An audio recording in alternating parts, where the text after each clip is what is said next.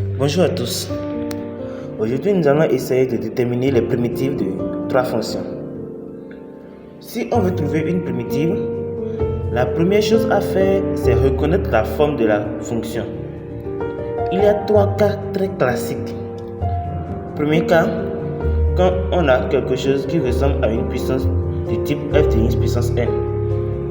L'idée ici est simple. On regarde toujours l'intérieur de la puissance et on vérifie si la dérivée apparaît dans l'expression.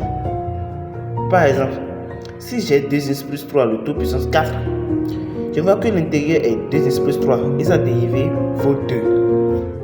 Si ce facteur apparaît, alors on peut faire une substitution et on retombe sur une primitive de puissance classique. La règle à retenir est simple.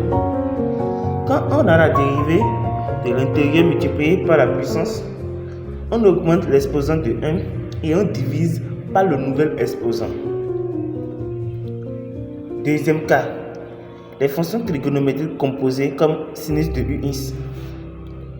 Le principe est exactement le même. On regarde l'intérieur.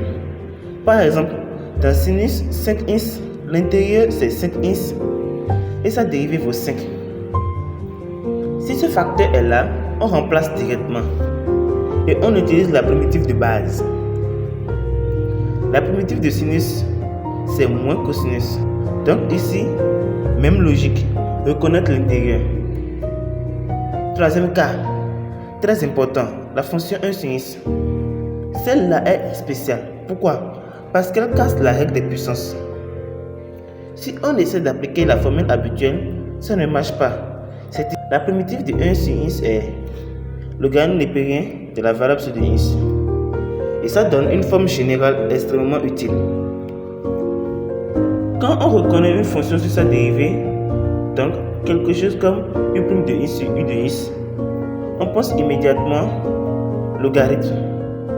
C'est une forme qu'on retrouve partout. Donc pour résumer, si tu vois une puissance, pense substitution. Si tu vois un sinus composé, pense intérieur plus dérivée. Et si tu vois une fraction du type dérivée sur fonction, pense logarithme. En primitive, tout repose sur la connaissance des structures. C'est ça la vraie clé. Merci beaucoup d'avoir regardé cette vidéo et disons à la prochaine.